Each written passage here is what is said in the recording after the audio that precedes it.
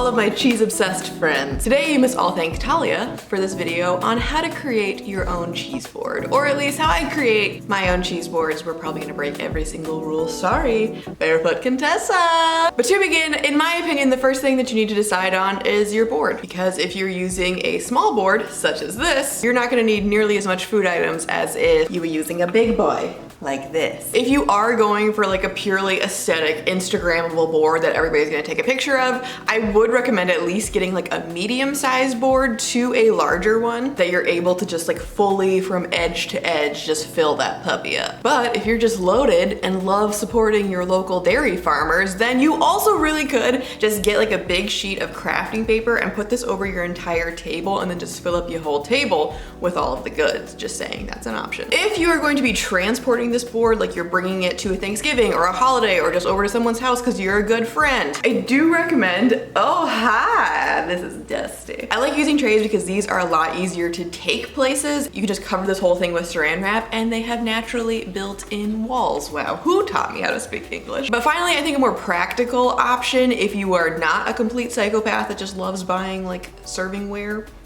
instead of trying to cram everything onto one board, you could easily get like 1 to 2 small boards that you might already have and then just mix this in with a couple of little 2 larger size bowls and just put this all out on a table. It still looks cute, but is a lot easier to manage. It's just pretty in a different way.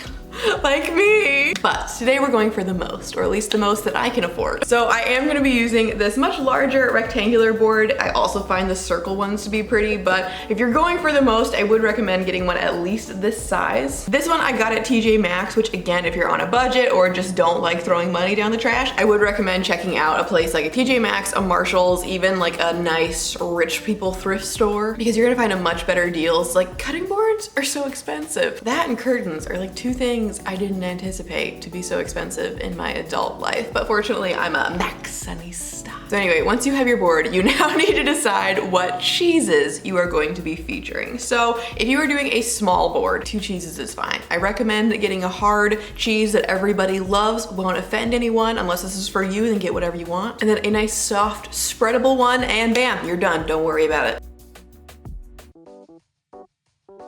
For a more medium-sized, would recommend getting at least 3 to 4 different types of cheeses. So again, you're gonna have a staple hard cheese, a staple soft cheese, but your third cheese is where you can get crazy and have what I call a fun cheese. So I hate goat cheese, and people just don't seem to grasp. And they're always telling me like, oh, it's just a little bit in there, you'll be fine. And I'm like, if there was a little bit of poop in your food, would you be fine? No.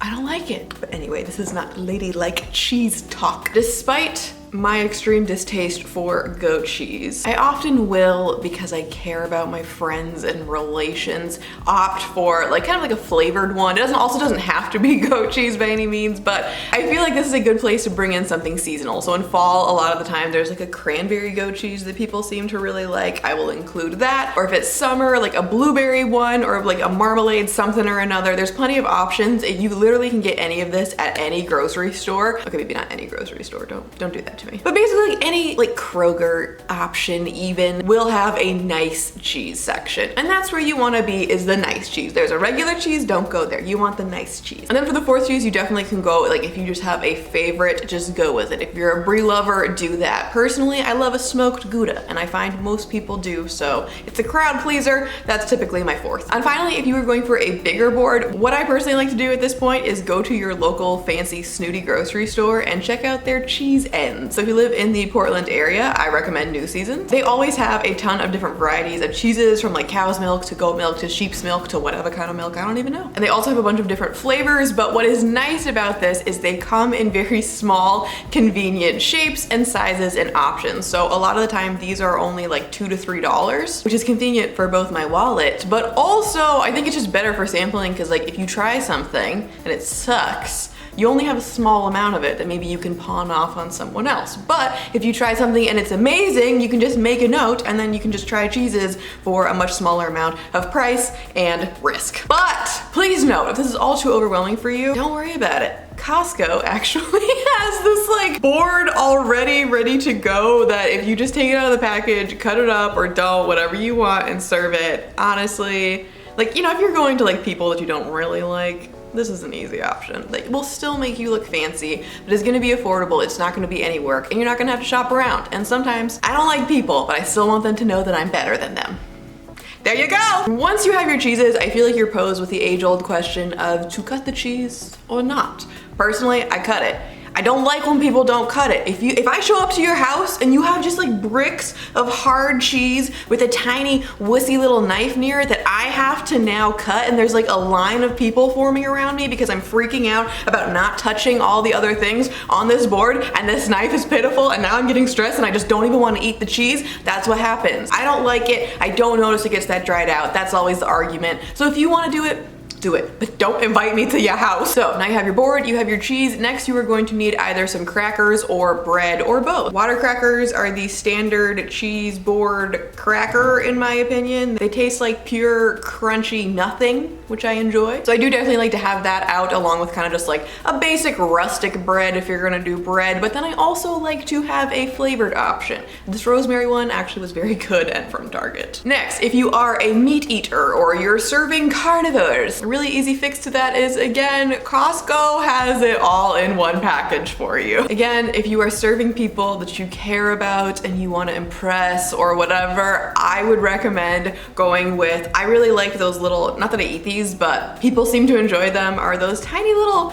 circles of chorizo all cut up. It offers like a slightly spicy, fancy element. I also like to go with a salami that you can fold. It just looks prettier. And then finally some prosciutto, because that just lays out very nicely, and people, it's like a fancier meat. I don't know, I don't eat this, but those are the three that I get. Next up, you are going to want some fillers. So think fruit, dried fruit, vegetables, nuts, olives, pickled things. Really, this can be whatever you like. My personal requirement is I always have some olives, some pickles, some fresh fruit, some dried fruit, and some nuts. I just feel like all together with the cheeses that I choose, things come out nicely. I've never heard a complaint. And then finally, this is where you can include fancy extras. So this might be where you want to include a dip, maybe some edible flowers or foliage of some kind, maybe honey if you're into that. If you own a beautiful honey pot or even just one of those little very cute, adorable little sticks, I find putting out like a little bit of honey, some nice rustic bread, some ricotta and raspberries all near each other. Oh, that is a beautiful, beautiful combination. And if you just put things near each other and just kind of direct people and tell them that like these are good together, it's lovely. But now that you have all of your goods, you know what all the options are, it is now time to place them on your board. I personally recommend starting out by deciding where any bowls are going to go. Small bowls are good for things that you don't want like rolling around or just getting mixed in with other things. So again, if you are gonna use any dips or maybe some honey, I usually put like olives and pickles, like things that have a juice, in separate bowls. This is the time to do that just so you know where they're going to be placed. Also, I recommend actually putting things in the bowls. I had a lot going on and didn't do that till later, and I don't really know why. Next, place all of the cheeses that you are not going to cut. So again, I like to go for different shapes. So some of these are more triangular, some of these are cute little circles, but go ahead and juxtapose these to whatever your heart tells you to do. Next up, I like to add any cut cheeses in nice little sections. If you are into labels, go for it, but personally, I have never liked anyone enough to do that. After this, I like to lay out the crackers just to make sure you have enough there, and also place them, like I really like that rosemary cracker. That can go with anything, but if you were doing like a bread ricotta honey situation where you need to place these in a section together, this is just like a convenient time to do so. Then pop your meats in there. For some of these, like I was saying with the salami, I like to fold these so they're standing up. I just think it's prettier. It's very simple to do. You will just fold these in half and then fold them in half again. But this is something that you're gonna wanna stick between things, so make sure like maybe this is between two bowls and some crackers, just to make sure that everything stays standing up. Whereas things like prosciutto or the chorizo, I like to kind of just lay around in the corners, because this is something that you can just stack and like flop on there and you know aren't gonna roll off. Now it's basically just time to fill in the gaps. So pop in all of your toppings, such as those dried fruits, fresh fruits, vegetables, pickled asparagus, olives, spicy peppers, whatever your heart desires, put that on there. And this is the time where you may find that you want to shift a couple things or add in more crackers or more meats or really whatever. I wouldn't think too hard about this. Really, I find as long as you're just cramming a lot of beautiful foods like wall to wall on a board, it's gonna look good. No one's gonna notice or care. And now that everything is on the board, this is where you could pop in some of those flowers if you're into that, or any other decorations, and just make sure as a last step that you are adding in utensils